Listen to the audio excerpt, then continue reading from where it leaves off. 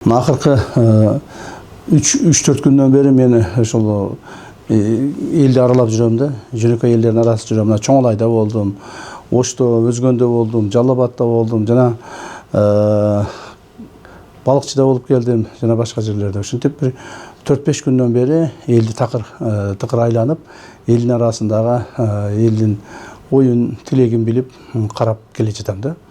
Ошол жерде бир 2 чоң суроо пайда болуп калды. Ошол суроолорду мен элге айтып жеткизип коеюн. Биринчи бул бүгүнкү күндөгү мамлекетибиздеги эң көйгөйлүү маселелердин бири бул азык-түлүккө жана эт азыктарына болгон баалардын өсүшү боюнча.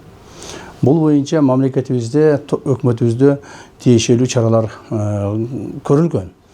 Ошонун негизинде өкмөттөн токтом кабыл алынган. Ошол токтомдо так көрсөтүлүп турат.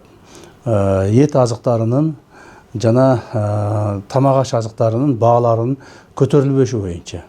Жана ошолорду контролдоп, бааларды бир таризде кармоо боюнча. Бирок ал нерселер эч жерде сакталбай атыптыр. Мен аны көрүп элден да угуп келдим. Базарларга да чыгып көрдүм. Мына кээ бир жерлерде эттин баалары 800-900 сомго чейин чыгып кетиптир. Кээ бир жерде 700-750 сомго чейин бар экен. Ал эми өкмөттүн токтомунда ошо 680 сомдон 700 сомдон ашырбасын деген. Эмне үчүн мындай болуп атат деп туруп андай изилдеп көрсөм, этти өзү мындай баягы дүңүнөн тапшыргандар, оптом тапшыргандар 450-500 сомдон алып келип тапшырат экен. Ал эми ошо саткан жанагы чайкоочулар аларды көбөйтүп, даже керек болсо 2 эсеге көбөйтүп жиберип атат экен да.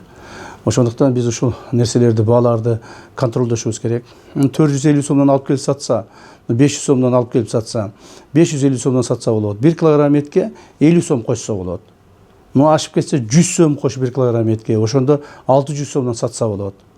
Ал эми бизде болсо 700, 800, 900 сомдон болуп кетип атыптыр. Муну ким контролдош керек эле? Мамлекет тарабынан. Муну мамлекет тарабынан контролдоого алган госантимонопольный комиссия бар. Ошолор агентство бар, ошолор караш керек эле.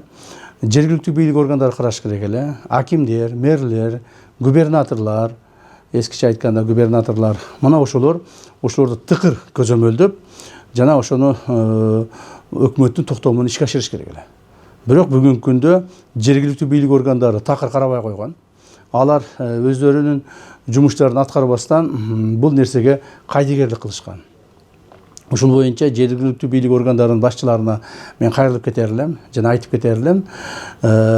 Мындан ары базардагы баалардын кайсылар региондо болсо өсүшүнө, ошол өкмөт койгон талаптарды, токтомдордун аткарылбашына жергиликтүү бийлик органдары жетекчилер жооп бересиңер. Жооп бересиңер. Шылтоо болбойт. Эгерде кайсыл жерде эттин баасы 700 сомдон 680 сомдон жогору болуп кеткен болсо, ошол жердеги аким, мэр, губернатор түздөн түз жооп бересиңер. Жана ошого силер кабинетте эле отура бербестен, жанагы ошол өзүңөрдүн жумушуңарды кылып жүрө бербестен элди аралаш керек. Базарга чыгыш керек, базар баасын көрүш керек.